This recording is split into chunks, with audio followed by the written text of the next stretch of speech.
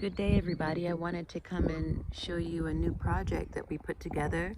This here herb spiral, and our friends over at Spiral Roots Wild and Lotus Ranch.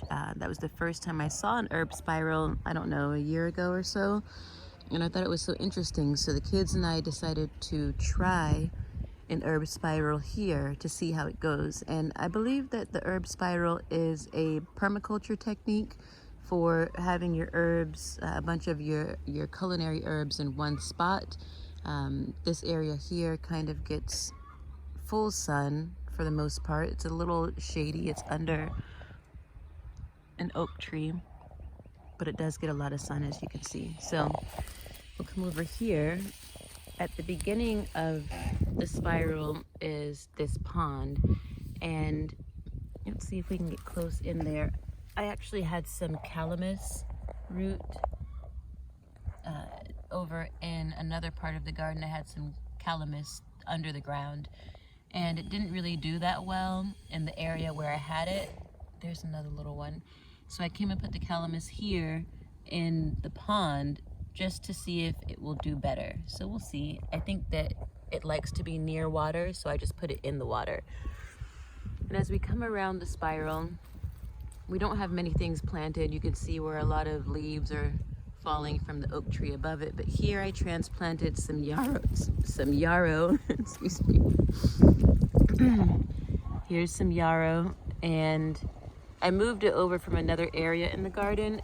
And if you look closely, you can see these little kind of white tips. Let me see if I can get my camera to focus. There's a little white tip there, and a bunch of the leaves have these little white tips on them, kind of fuzzy. And I think that that's where the flowers are going to be. I don't know, I didn't notice that last year, but I did notice that when the yarrow starts to stand up like that, you can see how this stalk here is standing up real tall. That's an indication that it's getting ready to flower. So we'll see. I thought it was a good time to transplant it. Maybe not the best time when it's about to flower, but it did just fine. I moved it the other day. Here's some borage, and I put down this tool because I planted some new borage seeds directly into the soil. And if y'all know anything about my history with the squirrels, we have a lot of squirrels out here, and they come, it's like they're watching me from the trees. And as soon as I put some seeds directly into the ground, they have a habit of rushing over. As soon as I walk away, they dig the seeds up and they eat them. So last year, I found that laying down tulle, T-U-L-L-E, which is the same thing that tutus are made out of, for all you ballerinas out there. And the squirrels don't like it because their little tiny squirrel fingernails get caught in the tulle, which freaks them out. So they won't even mess with it. So I'm hoping that my borage seeds will get to germinate without being eaten. Coming around here, so down at the bottom of the spiral is where you plant water-loving herbs close to that pond and in that kind of this first row coming around. And as you come more so to the center of the spiral, you can see the walls build up. And as you come here into the center, you have more of your herbs that don't really like to keep their feet wet and that can tolerate more like drier conditions. So here I moved some little culinary garden sage, which was just coming back from last year. So it's not big, but it will continue to grow. And I think it might do better here because it will get more sun than the other area where it was in, but it will also have the opportunity to be watered. I've tried to grow different sages beyond this fence in areas where it's pretty dry, it doesn't get watered, and they haven't done so well. So I moved these here just to see what's gonna happen. Here is some rosemary that I moved. There's a lot of work being done around here, so all the noise, hopefully you can still hear me. This is some rosemary that I moved from over near the grandmother Rosemary, who actually took a pretty hard hit with the recent freezes and snow and everything that we had here in the Texas Hill Country, but I think that the grandmother rosemary will be okay.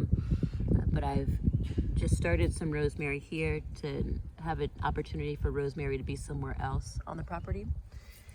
And 1, 2, 3, these are all a variety of lavender that are making their way back from the winter and being dormant. So there's a lot of little new growth, and I anticipate that these will be getting pretty big and flowering in not too long, summertime. And then here is a patch of that Artemisia ludoviciana, the silvery mugwort, and that likes to be pretty dry, so I figured that we could put a little plot of that into the spiral as well. Down here at the bottom, one of the kids kind of rocked off another little growing area. So this is some Lobelia inflata that I started from seed. This is actually the first time I've ever been able to grow Lobelia from seed, because the seeds are tiny, tiny, tiny, and you basically scatter them on the surface of the soil and keep it, evenly moist until they germinate, which takes, maybe germination took about a week.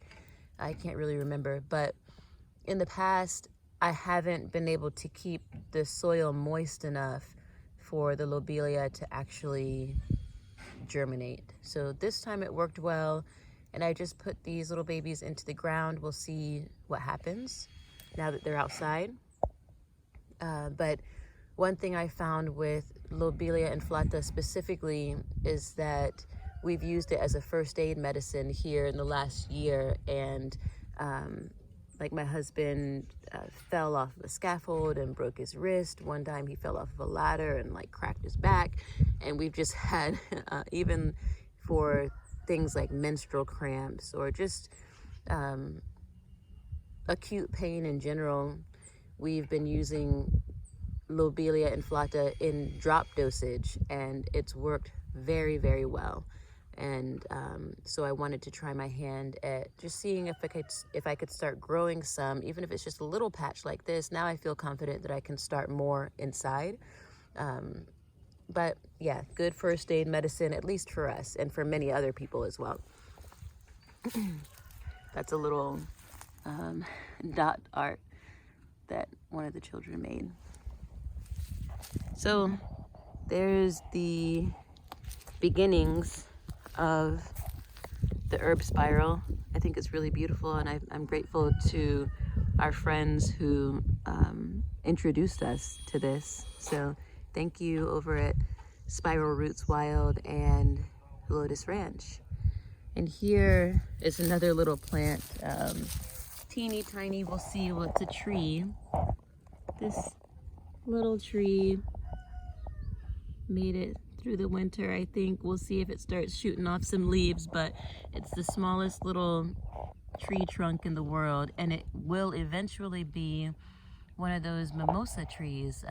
I call them the Dr. Seuss trees, but it's a Alobesia julibrissin, I think is the botanical name, and it's the mimosa silk tree with the pink flowers that look like they came out of a Dr. Seuss book. And really good medicine for grief, for the heart, for sorrow, and it's the universal tree of happiness. So this little baby is itty bitty bitty, but I planted it maybe in the fall, late summer or fall, and I think that it will soon be getting some leaves.